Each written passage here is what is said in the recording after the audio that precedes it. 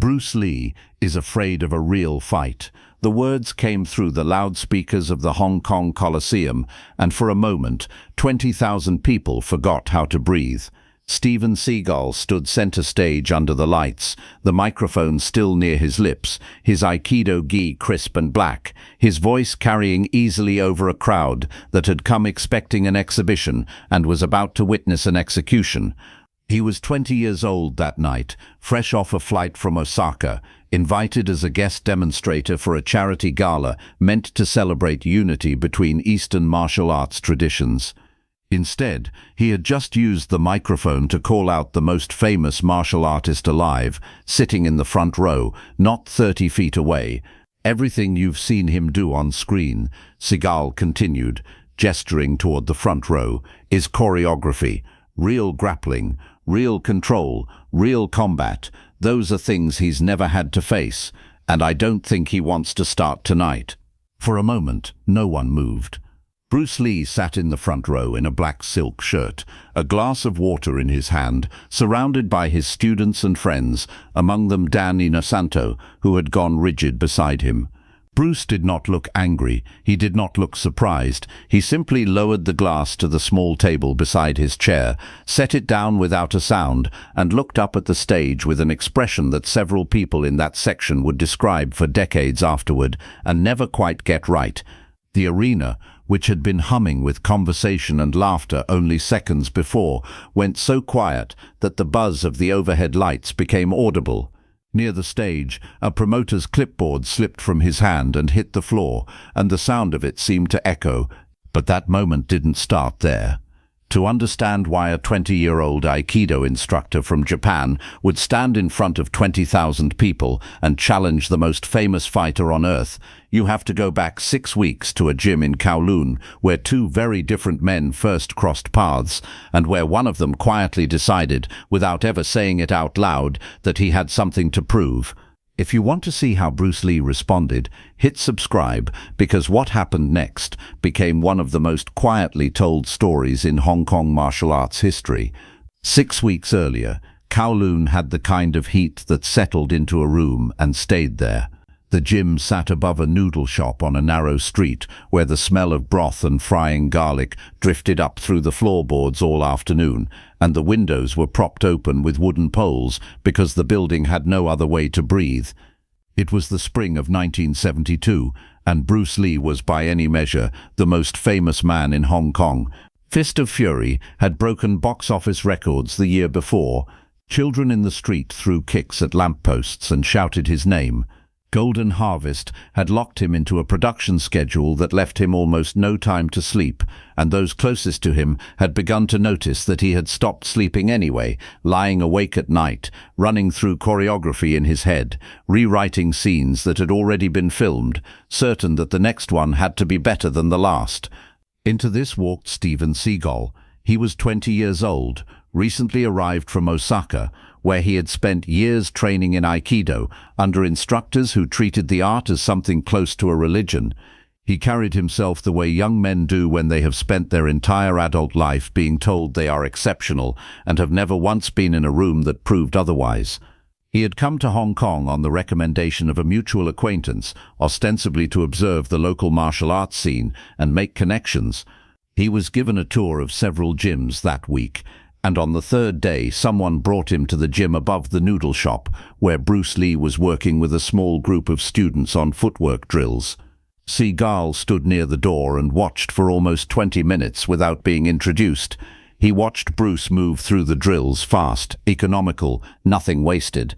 When the session ended and Bruce came over to greet the visitor, shaking his hand and welcoming him in accented but warm English, Seagal smiled and said something the two students standing nearest would later repeat, more times than they could count. He said it was impressive for choreography. Bruce's smile did not change. He thanked Seagal for the compliment, as if he had not heard anything else in the sentence, and invited him to stay and watch the rest of the session. If you're enjoying this story so far, hit subscribe, because what Seagal said next, quietly to one of Bruce's own students, is where this rivalry truly began. What Seagal said next he said to a young student named Robert Chen, who had stayed behind to help fold mats after the others left. Seagal lingered near the door, watching Bruce speak with two visitors at the front desk. And when Robert passed by carrying a stack of training pads, Seagal stopped him. He asked Robert, almost casually, how often Bruce really sparred, full contact with someone who wasn't being paid to lose. Robert hesitated. He said that Bruce trained constantly, that the speed bag work alone was enough to break a man's hands. Seagal nodded slowly, the way a man nods when he has already decided what he believes and is only listening to measure the gap between what he believes and what he's being told. He said he understood. He said that everyone around a famous man eventually learns to tell him what he wants to hear. Then he thanked Robert for his time and left. Robert didn't think much of it that night. But over the following weeks, the comment found its way back, the way comments do in a city where the martial arts community is small and everyone trains within walking distance of everyone else. Seagal had said something similar at two other gyms, that Bruce's reputation had outgrown his willingness to be tested, that his students were chosen for loyalty rather than honesty, that the one-inch punch demonstrations that had made him famous were impressive precisely because no one in the room would ever dare stand close enough to find their limit. By the fourth week, Bruce had heard versions of it from 3 separate people. He said nothing about it directly, but Inosanto noticed that Bruce had started ending training sessions by sparring an extra round himself, full speed, with whoever was willing, something he rarely did anymore given his schedule. He noticed that Bruce had stopped laughing at certain jokes about his film work, jokes he used to laugh at easily. He noticed one evening that Bruce stood at the window of the gym for a long time after everyone else had left, looking down at the street, saying nothing. Then came the invitation to the charity gala and the news that Steven Seagal had also been invited as a guest demonstrator to perform an Aikido exhibition for 20,000 people. Bruce agreed to attend. He told Inosanto it would be a quiet evening. He was wrong. If you want to know what happened the moment Seagal took that microphone, keep watching, because what came next, no one in that arena ever forgot. The night of the gala, the Colosseum filled faster than the organizers expected, 20,000 seats, and by the time the lights dimmed for the opening ceremony, every one of them was full. The program ran the way these programs always run. Speeches, a dance troupe, a brief martial arts demonstration from a local school that drew polite applause. Bruce sat in the front row in his black silk shirt, relaxed, talking quietly with Inosanto, occasionally lifting a hand to acknowledge someone who recognized him from the crowd. Steven Seagal's segment was scheduled near the middle of the program. He walked onto the stage in his black jai, bowed to the crowd, and performed a short Aikido demonstration with 2 of his training partners. Clean, controlled, technically impressive. The applause was generous. Then, instead of bowing again and walking off, Seagal kept the microphone. He thanked the crowd. He thanked the organizers. And then, in the same warm, confident voice he had used throughout the demonstration, he said he wanted to take a moment to talk about something that had been on his mind since arriving in Hong Kong, the difference between performance and reality in martial arts. He said it gently at first, almost like a lecture, and then his eyes moved to the front row, found Bruce Lee, and stayed there. That was when he said it, the line about choreography. The line about real combat being something Bruce had never had to face. The line that ended with "and I don't think he wants to start tonight." For a moment, no one moved.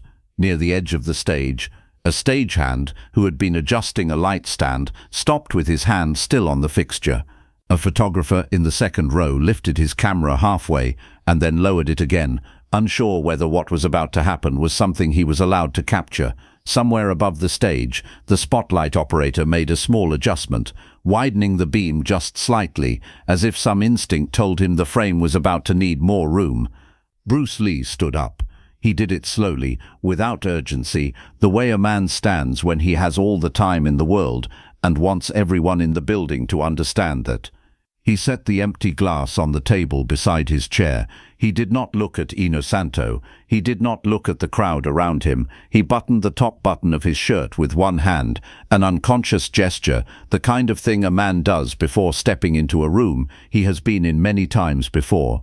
If you want to see what Bruce Lee did next, subscribe now, because the next 60 seconds became legend. He stepped past Inosanto without a word.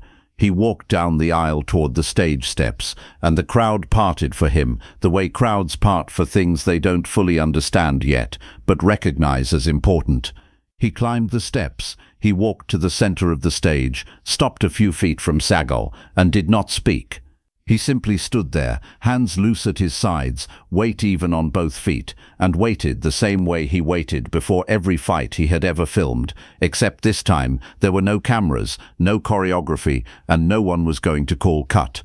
Seagal recovered his composure quickly. He smiled, the same practiced smile from earlier, and gestured toward the open space at center stage, inviting Bruce in with a small bow, the gesture of a man performing confidence for an audience even as his pulse climbed.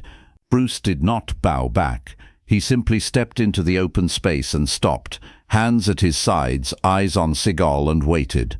Seagal moved first. He always moved first. He stepped in with his left hand reaching for Bruce's wrist, the entry to a standard Aikido control technique, the one he had drilled 10,000 times, designed to take the wrist, redirect the energy, and end the exchange before it became an exchange at all. Bruce's wrist was not there. He had shifted his weight half a step back and to the side, the smallest possible movement, and Seagal's hand closed on empty air, exactly where Bruce's arm had been a moment earlier. The crowd, which had been holding its breath, let out a sound that was not quite a gasp and not quite a murmur, the sound 20,000 people make when they realize they have just watched something they weren't sure was possible. Seagal reset. He came again, faster this time, both hands open, sweeping forward to trap whatever presented itself. Bruce moved inside the reach rather than away from it, closer than Seagal expected, too close for the technique to work, his lead hand already rising. Seagal's hands closed on nothing again, and in the same motion, Bruce's open palm landed against Seagal's chest, not a strike, barely more than a touch, but placed with such precision and timing that Seagal's own forward momentum did the rest. His feet, already committed to the entry, lost their footing on the mat, and he went down. He hit the stage floor in front of 20,000 people. Bruce did not follow him down. He did not stand over him. He simply stepped back, lowered his hands, and stood exactly where he had been standing before, breathing easily, watching Seagal on the ground with an expression that held no anger at all. Only the quiet, settled look of a man who had answered a question that had been asked of him for 6 weeks and had answered it completely. The Colosseum erupted. Seagal did not get up right away. For several long seconds, he stayed on the floor of the stage, and 20,000 people watched him stay there. If you want to know what happened after Seagal finally stood up, and what this night meant for both men in the years that followed, stay with this story, because the final chapter is the part almost no one remembers. Seagal got to his feet slowly. He did not look at the crowd. He did not look at Bruce. He bowed once, stiffly, toward the audience, then walked off the stage and did not return for the rest of the program. He gave no interviews that night. In the years that followed, he would speak often about his training in Japan, his years in Aikido, his philosophy of combat, but he never once mentioned Hong Kong, 1972, the gala, or the man in the black silk shirt who had answered him without saying a word. Bruce walked back to his seat. Inosanto handed him his jacket, and Bruce put it on without comment, and the program continued as if nothing had happened. Because in front of 20,000 people, that is sometimes the only way a moment that large can be absorbed by simply continuing. Bruce never spoke about that night publicly either. Those who were there, Inosanto among them, would mention it occasionally over the following years, always carefully, always in the same quiet tone people use when describing something they know sounds unbelievable, but watched happen with their own eyes. If this story moved you, share it with someone who needs to understand that strength doesn't always come with the loudest voice. Less than a year later, in July of 1973, Bruce Lee was gone. And the story of that night became something passed between old students and Hong Kong stunt performers. The kind of story that gets told late, after everyone else has gone home. There are men who spend their lives telling the world how dangerous they are, and there are men the world already knows. On a stage in Hong Kong, for 60 seconds in 1972, the difference between the two stood in plain view of 20,000 people, and only one of them ever needed to say a word.